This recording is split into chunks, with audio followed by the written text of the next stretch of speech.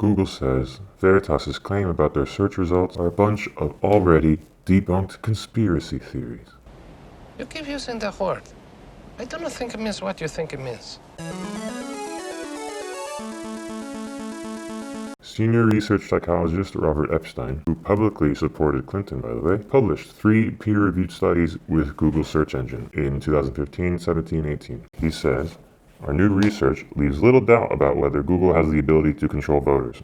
In laboratory and online experiments conducted in the United States, we were able to boost the proportion of people who favored any candidate by between 37 and 63% after just one search session. The impact of viewing biased rankings repeatedly over a period of weeks or months would undoubtedly be larger." He calls this the search engine manipulation effect, which he says leaves no paper trail, but is improving all the time with constant tinkering of Google's customized search results. If search results favoring one candidate were sent only to vulnerable individuals, regulators and watchdogs would be especially hard-pressed to find them. Naturally, the LA Times and Google themselves have dismissed his work as amateurish. Google also said, providing relevant answers has been the cornerstone of Google's approach to search from the very beginning, except you define what's relevant.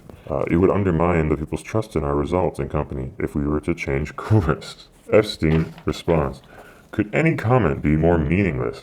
How does providing relevant answers to election-related questions rule out the possibility of favoring one candidate over another in search rankings? Google's statement seems far short of blanket denial that it ever puts its finger on the scales." His 2019 research looked at 3 congressional elections in California from 2018 and said that, compared to Bing or Yahoo, we found very consistently that on Google, they ended up with search results favoring liberals and favoring liberal news sources, and it was quite a dramatic effect. He concludes in that study that the bias of Google searches could have shifted over 78 million votes to Democrats. Another scientific research team did their own Google search analysis and found that 62.4% of articles shown were for left-leaning sources, while only about 11% were right-leaning sources. Even after they compensated for the possibility that more news is produced on the left, they still found a clear bias. But it's all just a conspiracy theory.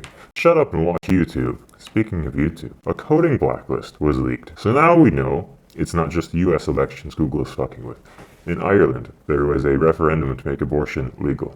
I guess it's only natural that an unbiased, no political agenda company like Google would ban all pro-life ads in the country, leading people to see only pro-choice ads. YouTube blacklist has helped as well. Concerns like abortion increases risk of mental health problems, abortion increases risk of infertility, etc., were restricted. Also, people couldn't easily search for the opposing positions of the vote with blacklists on things like abortion and Irish law.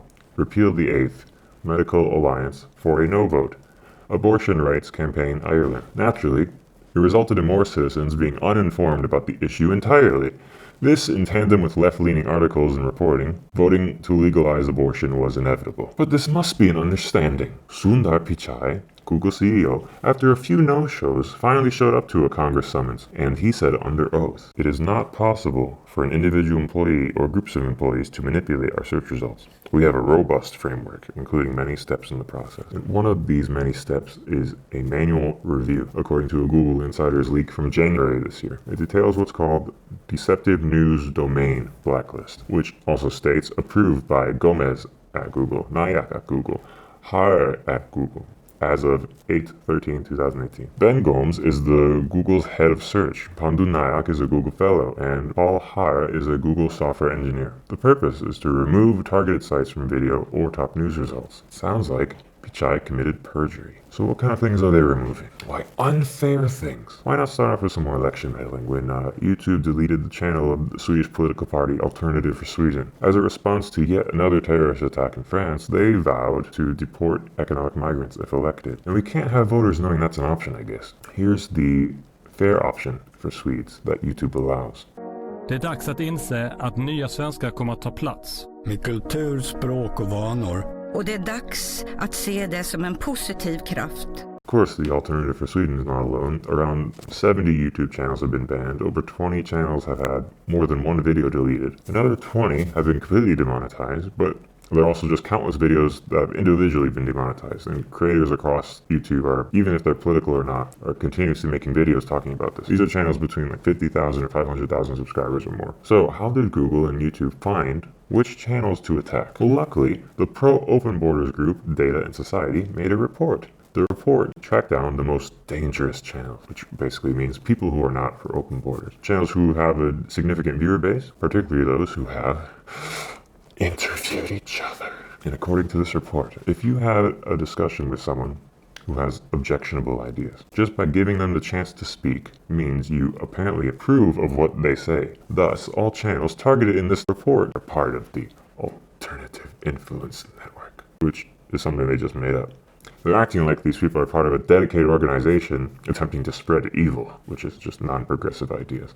And then they say, we're the conspiracy theorists. All these channels are demonetized or have viewer suppression, or both, and have since all been smeared by the New York Times and Washington Post and other rags as white supremacists or hate mongers or whatever. Who can argue with the unbiased, non-political Google search, which said that the ideology of the California Republican Party, Nazism, or conservative Senator Trudy Wade's main photo with the word bigot written across it, or Google Doodles that completely ignored dates important for American conservatives.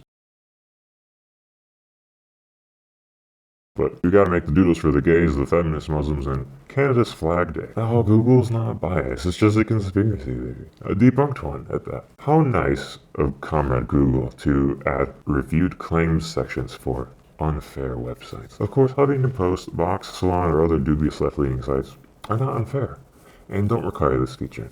It looks like this. They show negative fact checks for claims that this conservative site made. The problem is that the Daily Caller article they're citing, and saying is false, don't include the words they cited, nor the general argument at all. The fact check itself is completely fake.